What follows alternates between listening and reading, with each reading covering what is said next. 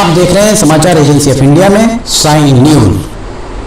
नमस्कार दोस्तों, आप देख रहे हैं समाचार एजेंसी ऑफ इंडिया में लिमटी की लालटेन का 117वां एपिसोड। आज हम बात करते हैं कोरोना काल के चलते प्रश्नकाल संसद का स्थगित किया गया। उस संबंध में कोरोना काल चल रहा है।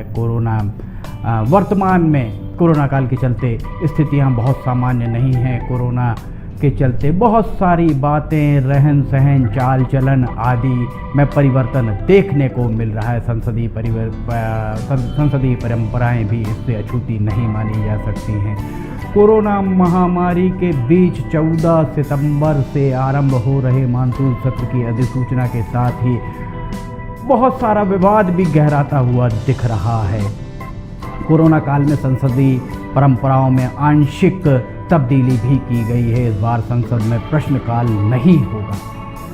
इस बार सभी को समझना होगा कि प्रश्नकाल अगर स्थगित किया गया है तो मामला कुछ बहुत ज़्यादा गंभीर होगा, तभी ऐसा किया गया है। देखा जाए तो संसद का प्रश्नकाल प्रत्येक सदस्य, हर लोकसभा राज्यसभा सदस्य के लिए सरकार के द्वारा किए गए या सरकार के द्वारा किए जा रहे अथवा सरकार के द्वारा किए जाने वाले काम, उन कामों के लेखा जोखा पर सवालिया निशान लगाने का अधिकार प्रश्नकाल देता है। प्रश्नकाल को संसदीय व्यवस्था की आत्मा या स्पंदन, धड़कन माना जा सकता है। संसद के अब तक के जो नज़ारे हैं, अगर आप उस पर गौर फरमाएं तो संसद में अधिकांश समय पार्टी लाइन पर ही बहस होती दिखाई देती है। प्रश्नकाल का नज़ारा कुछ अलग होता है। प्रश्नकाल में संसद का अगर प्रश्नकाल आप देख लें तो इस प्रश्नकाल में आपको पार्टी लाइन से हटकर नज़ारा देखने को मिलता है। सांसदों को तारांकित प्रश्नों के जरिए सरकार को कटघरे में खड़ा करने का प्रयास किया जाता है और अगर जवाब से सांसद संतुष्ट नहीं है तो उसे पूरक प्रश्नों के जरिए सरकार को स्पष्ट तौर पर जवाब देने के लिए मजबूर किया जाता है। कई बार इस तरीके के नज़ारे भी देखने को मिले हैं कि जिस भी दल की सत्ता हो, सत्ताधारी दल जो भी हो, कांग्रेस हो, भाजपा या गठबंधन सरकार हो, उस दल के सांसद के द्वारा ही अपनी ही सरकार को घेरा जाता है। इस तरीके की स्थितियाँ भी आपने देखी होंगी।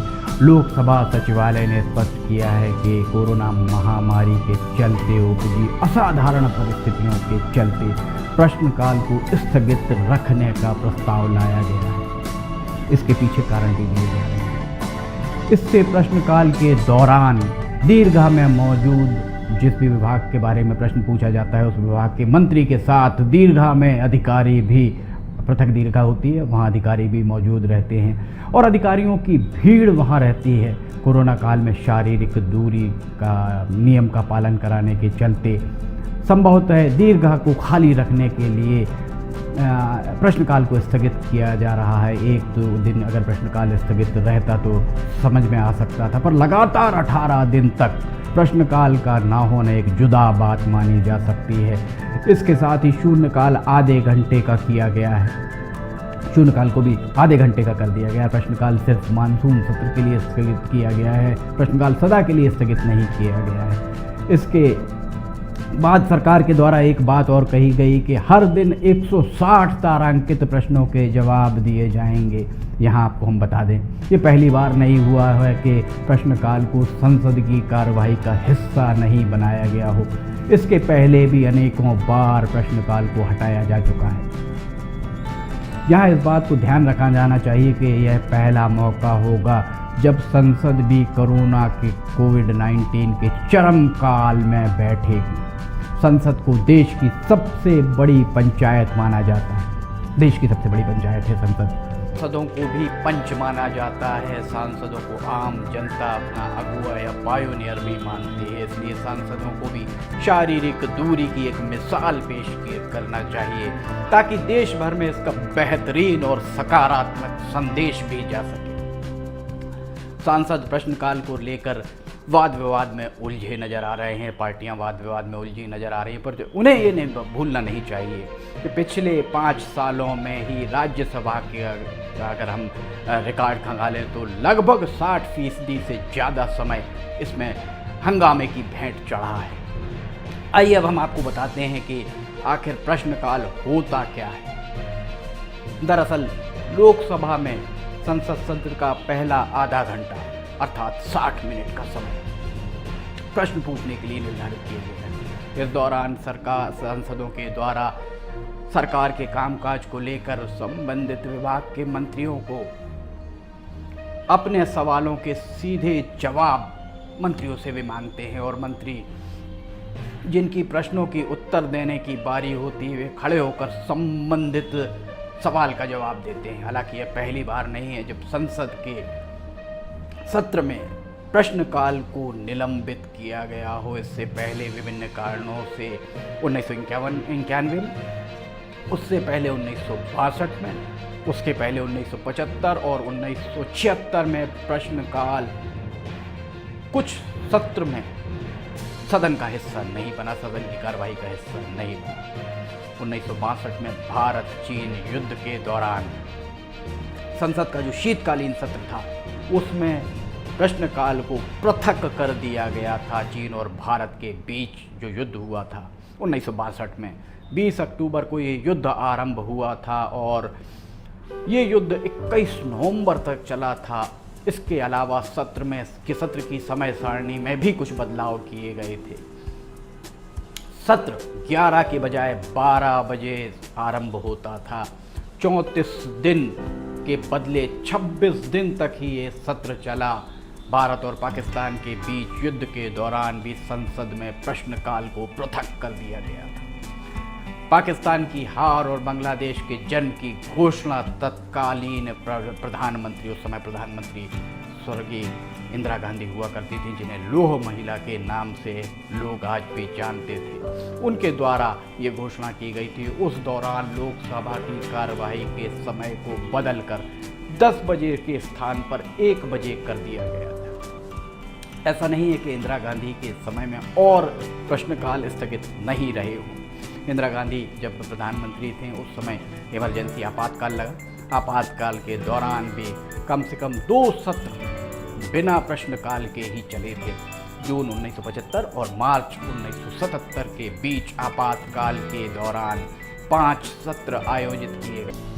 1975 के मानसून सत्र जो कि आपातकाल की घोषणा के बाद पहला संसदीय सत्र था में प्रश्नकाल नहीं हुआ। इतना ही नहीं, 1976 के शीतकालीन सत्र में भी प्रश्नकाल नहीं हुआ था। इस दौरान कहा गया था कि संसद के मानसून सत्र के दौरान मंत्रियों द्वारा पूछे जाने वाले अतारांकित प्रश्न या लिखित प्रश्नों की अनुमति ही दी जाएगी, मगर प्रश्नकाल रद्द रहेगा। ये उस समय की व्यवस्था थी।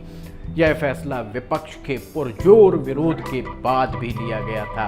कांग्रेस ने आरोप लगाया है कि सरकार सवालों से भाग रही है और विपक्ष के अधिकारों का हनन कर रही है। आइए अब हम आपको बताते हैं कि प्रश्नकाल कितने प्रकार के होते हैं, इसमें किस तरीके के प्रश्न पूछे जाते हैं। सबसे पहले तारांकित प्रश्न के बारे में हम आपको बताते हैं। संसद सत्र के दौरान पूछे जाने वाला तारांकित प्रश्न उसे कहा जाता है जिसका सदस्य के द्वारा मौखिक उत्तर चाहा जाता है और जिस पर तारांक लगा होता है। हालांकि इसमें स्पीकर की अनुमति से क्रॉस क्वेश्चन अर्थात पूरक प्रश्न की गुंजाइश होती है। ये प्रश्न हरे रंग से मुद्रित होते हैं। आइए अब हम आपको बताते हैं कि अतारांकित प्रश्न किन्हें कहते हैं। तारांकित प्रश्न से ठीक उलट अतारांकित प्रश्न होते हैं। इसका उत्तर सदन में सदस्य द्वारा मौखिक तौर पर नहीं चाहा जाता है। जवाब के लिए स्पीकर के द्वारा एक समय निर्धारित किया जाता है।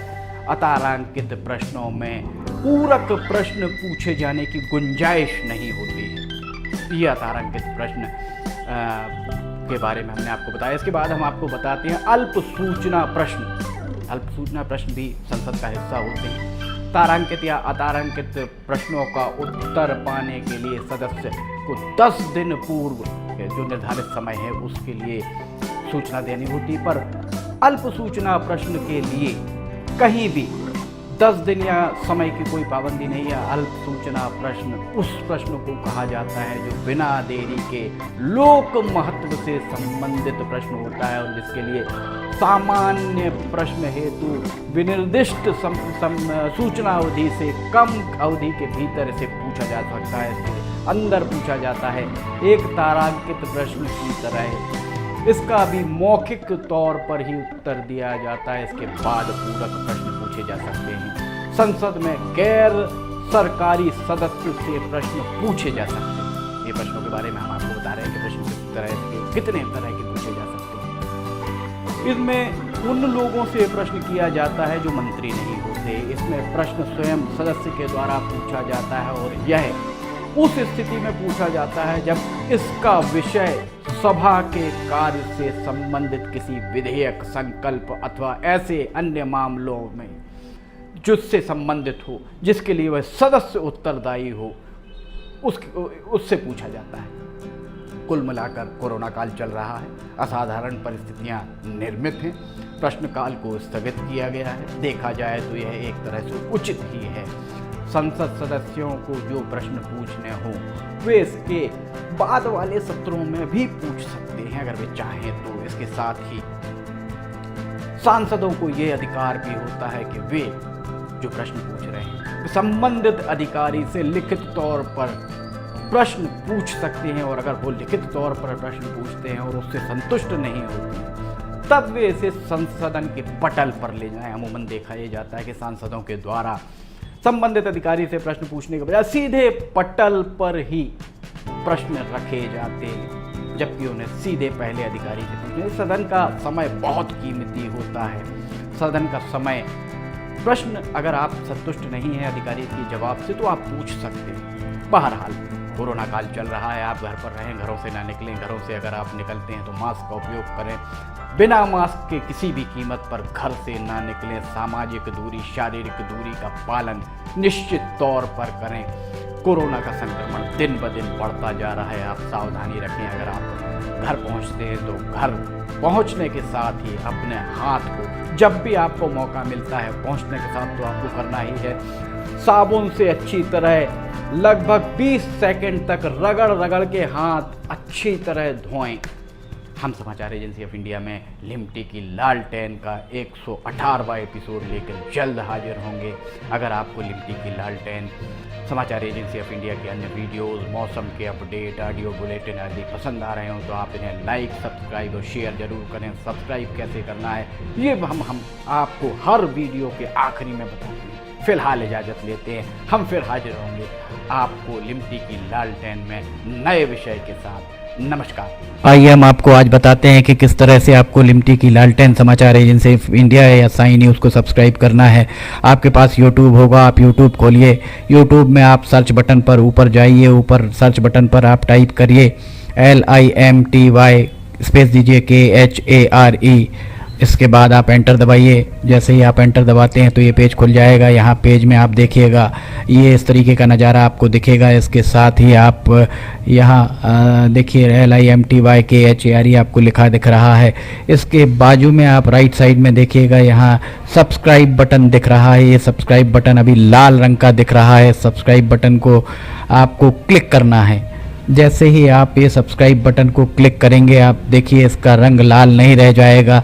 ये आपने सब्सक्राइब की जगह सब्सक्राइब्ड लिखा आ गया, आपने इसको सब्सक्राइब कर लिया है, पर अभी आपका काम पूरा नहीं हुआ है। अभी आपको इसके बाजू में आप देखिए एक घंटी का बटन आपको दिख रहा है। ये घंटी का बटन आपको दिख रहा है। ये घंटी का बटन, आप इसको अगर घंटी के बटन को प्रेस करेंगे तो 3 ऑप्शन आते हैं, ऑल, पर्सनलाइज्ड और नन। तो इसमें आपको ऑल बटन को पुश करना है। आप जैसे ही आप देखिएगा ये ऑल बटन पुश करते हैं, ये हाईलाइटेड हो जाती है घंटी। इसके बाद जितने भी समाचार एजेंसी ऑफ इंडिया पर वीडियोस डलेंगे, सारे के सारे वीडियोस आपको तुरंत दिख जाएंगे, देखने को मिल जाएंगे।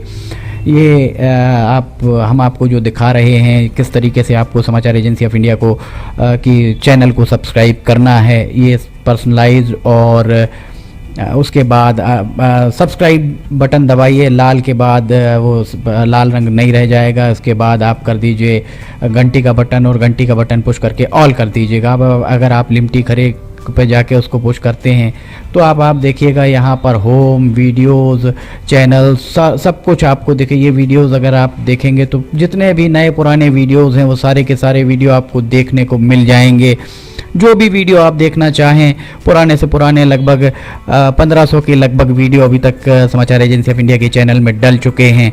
अगर आप कोई पुराना वीडियो देखना चाहते हैं तो आप पुराना वीडियो भी देख सकते हैं, और फिलहाल के जो वीडियोस हैं वो आपको, अगर आप ऊपर देखेंगे तो ऊपर आपको नए वीडियोस देखने को मिल जाएंगे। जैसे उदाहरण के लिए आप अगर मान लीजिए आपको ये देखना है, कोई भी वीडियो जो आपको देखना है हम आपको दिखाते हैं। एक आपको उदाहरण, जैसे बैरूत में ये देखिए यहाँ पर धमाके हुए थे, तो बैरूत के धमाकों को अगर आपको देखना है तो आप उस पर जैसे ही क्लिक करते हैं तो ये देखिए ये खुलेगा, इसके बाद ऐड दिखेगा। ऐड को अगर आप देखिए, विज्ञापन आपको दिखते हैं, इन विज्ञापनों को अगर आपको नहीं देखना है तो स्किप ऐड जैसे ही आए तो आप स्किप ऐड कर दीजिए, और उसके बाद फिर वापस जाना है तो ये लिमटी खरीफ को आप क्लिक करेंगे तो फिर वापस चले जाएंगे। इसमें अगर हम आपको दिखाते हैं, अब प्लेलिस्ट अगर आप देखते हैं तो प्लेलिस्ट में साइन news, video news, cartoons, audio news, Limti की लालटेन, स्पेशल रिपोर्ट्स, सिटीजन रिपोर्टिंग, सब कुछ आपको इसके अंदर मिलता है। एक ही चैनल के अंदर सारी चीज़ें, सारी विशेषताएं इसके अंदर आपको मिलती हैं। होम में जाएंगे तो आपको नए 4-5 वीडियोज़ में जाएंगे तो पुराने सारे वीडियोज़ मिल जाएंगे। इस तरह आप समाचार एजेंसी ऑफ इंडिया के चैनल को सब्सक्राइब कर सकते हैं। आपका बहुत बहुत धन्यवाद। आप भी करिए, सभी को कराइए।